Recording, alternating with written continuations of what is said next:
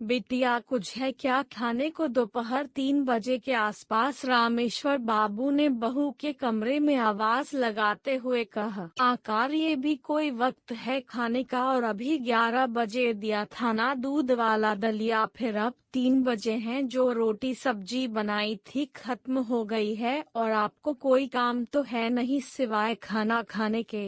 रसोई है या कोई फैक्ट्री जो आपके लिए 24 घंटे चलती रहेगी? जाइए शाम को देखेंगे, अभी मेरा फेवरेट सीरियल आ रहा है। कहते हुए बहू ने नजरें फिर से टीवी पर टिका दी। रामेश्वर बाबू चुपचाप वहां से अपने कमरे की ओर बढ़ गए हैं। सब कुछ वहां झाड़ू पोछा बर्तन का काम करने वाली सुधा देख रही थी। वह मन ही मन सोचने लगी कि कहने को तो इतना बड़ा बंगला है, बड़ी बड़ी गाड़ियां है, पैसा है, मगर इतने बड़े बंगले पैसे होने के बावजूद दिल बहुत छोटा है इनका।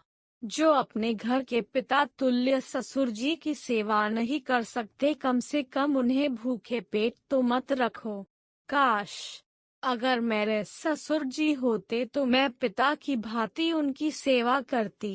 काम करते करते अचानक उसे स्मरण हुआ, न जाने कितने फल और बादाम काजू डाइनिंग टेबल पर पड़े पड़े सड़ते रहते हैं, और अधिकतर बासी होने पर फेंक दिए जाते हैं। घर के बच्चे उन्हें देखते तक नहीं है, क्योंकि उन्हें फ्रेश चीजें खाने का शौक है। उस पर आजकल वो क्या कहते हैं, हाँ जंक फूड, वह तो उन चीजों के शौकीन है। ये फल मेवे वह देखकर अनदेखा कर देते हैं। साहब मालकिन को जहां अपने काम और किटी पार्टी से फुर्सत नहीं है, तो वह क्या खाएंगे और क्या देखेंगे? बच्चे बेचारे बुजुर्ग दादाजी तो उनका मुंह तो बिना दांतों की बस्ती है, उनकी दाल तो खिचड़ी दलिया से ही गल सकती है, तो वह क्या खाएंगे? फल मेवे। तभी कुछ सोचते हुए सुधा का चेहरा खिल उठा। उसने एक मुट्ठी मेवा सिलवट्टे पीसे और जरा से दूध में एक पके केले के साथ मसलकर बुजुर्ग रामेश्वर बाबू को पकड़ा दिए और बोली,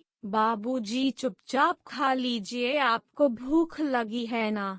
अब प्यासे को थोड़ा सा पानी मिल जाए तो वह अमृत समान होता है। बुजुर्ग रामेश्वर बाबू भीगी हुई पलकों को साफ करते हुए तेजी से खाने लगे। उन्हें संतुष्टि से खाते हुए देखकर सुधा को भी संतुष्टि मिल रही थी। ऐसे में ये रोज का नियम हो गया। सुधा रोज ऐसे गरिष्ठ व्यंजन दोपहर में टीवी से चिपकी बहू की नजर बचाकर बुजुर्ग रामेश्वर बाबू को दे देती। कभी आते जाते बच्चे देख लेते तो सोचते, दादाजी की आंखें कितनी कमजोर हो गई हैं, जो मम्मी की जगह काम वाली से ना जाने क्या क्या मांग कर खाते रहते हैं। वह बिटिया कुछ है क्या खाने को? दोपहर 3 बजे के आसपास रामेश्वर बाबू ने बहू के कमरे में आवाज लगाते हुए कहा। आकार ये भी कोई वक्त है खाने का, और अभी 11 बजे दिया था ना दूध वाला दलिया, फिर अब 3 बजे हैं। जो रोटी सब्जी बनाई थी खत्म हो गई है, और आपको कोई काम तो है नहीं सिवाय खाना खाने के।